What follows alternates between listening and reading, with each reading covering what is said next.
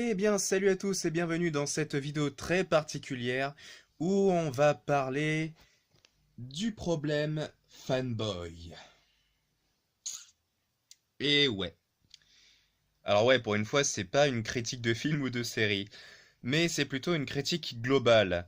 Et je vais dire en quoi et pourquoi et surtout qu'est-ce que j'ai contre les fanboys.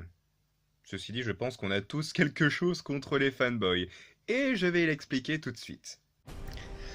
Jusqu'en 2016, tous les films, en particulier DC, étaient réalisés par des réalisateurs de films qui, peu importe les critiques, faisaient leur boulot et ils y allaient jusqu'au bout.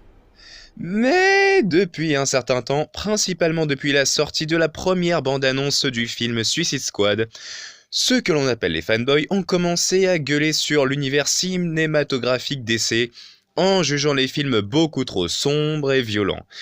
Notamment l'un des meilleurs films du DC Universe, Batman vs Superman. En effet, le film a déplu à énormément de monde, tout ça parce qu'il était trop sombre et violent, et tout ça a continué même quand la bande-annonce de Suicide Squad a fait son apparition. Ouais, la toute première bande-annonce. Et qu'a fait le réalisateur du film ainsi que la production? Qu'ont-ils fait?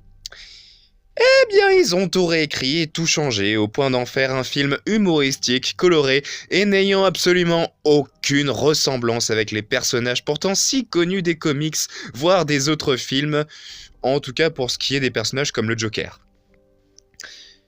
Le film était censé être un film constitué de criminels psychopathes, dangereux et sans aucune humanité. Et au lieu de ça, on a le droit à un film digne des Gardiens de la Galaxie. Mais du coup, est-ce que ce film est quand même bien? Non! Il en est juste ridicule et oubliable. Et au final, on a l'impression de regarder un Disney où tout le monde il est beau, il est gentil. Et est-ce qu'ils ont rectifié l'erreur de ce film?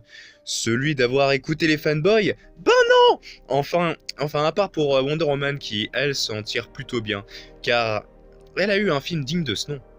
Seulement voilà, l'arrivée de la Justice League tant attendue est arrivée à son apogée, et hélas le film, même si dans l'ensemble il est assez réussi niveau adaptation de certains personnages comme Aquaman, Flash ou Wonder Woman, il en reste malgré tout aussi oubliable que Suicide Squad pour 3 raisons.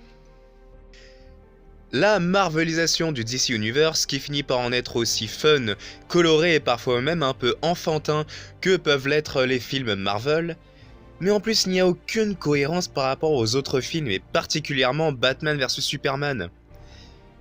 Dans le film, on parle de Bruce Wayne qui a perdu espoir au point de tabasser presque à mort tous les criminels. On sent qu'il a connu énormément de tragédies tout au long de sa vie et qu'il est devenu ce qu'il n'aurait jamais voulu devenir, et ça on le ressent dans cette fameuse scène dont tout le monde se moque encore aujourd'hui, où Superman dit « À cause de toi, il va tuer Martha ». Et cette phrase lui rappelle sa mère car les deux hommes ont et avaient une mère qui tous deux portent le nom de Martha. Et c'est là que Batman comprend qu'en fait il a failli tuer un homme qui est plus humain que lui, qui apporte l'espoir aux gens et qui est lui aussi un héros mais également un être humain qui a une mère et qui a été élevé dans l'amour. Et tout ça, on ne le retrouve pas dans Justice League. Il y a juste un moment où Batman dit à Wonder Woman que Superman est plus humain que lui et que donc il s'en rend compte.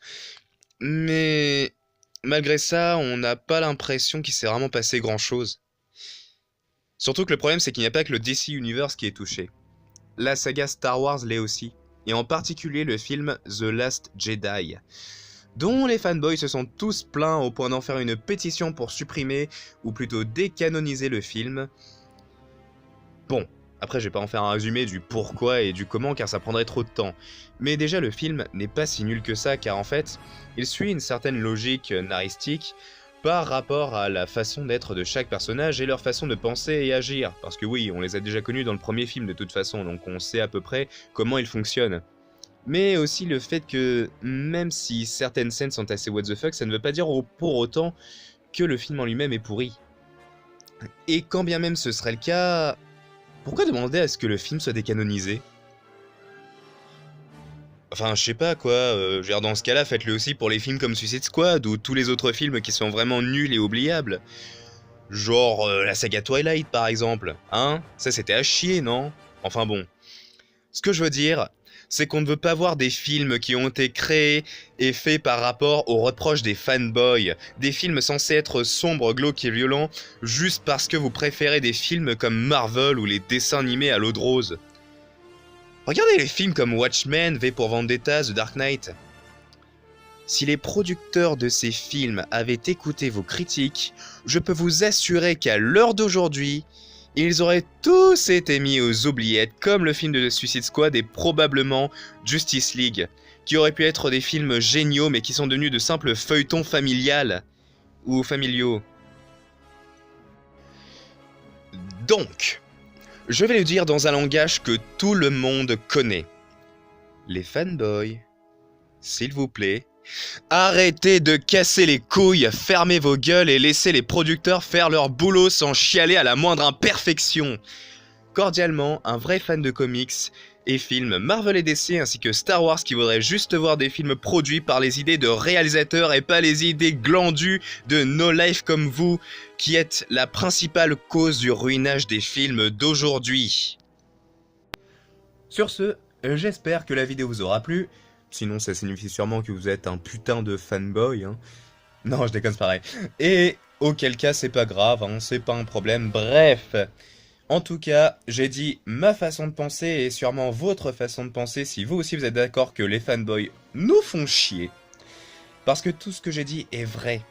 C'est à cause des fanboys que les films comme Suicide Squad ou Justice League sont ce qu'ils sont aujourd'hui. Des films moyens alors ils étaient censés être des films géniaux à la base. Donc voilà, je voudrais que les producteurs de ces mêmes films arrêtent d'écouter ces enculés de fanboys. Et qu'ils se contentent de faire les films comme eux le veulent. Ça devrait être comme ça pour n'importe quel autre film. Je veux dire, dans ce cas-là, autant carrément arrêter les films d'horreur, hein. Je veux dire, si Batman vs Superman est un film trop sombre et violent pour vous, je pense que les films d'horreur c'est pire alors, hein. Enfin, je sais pas quoi, il y a un moment donné, il faudra peut-être être logique. Voilà. Sur ce, cette vidéo touche à sa fin, et je vous dis salut à tous.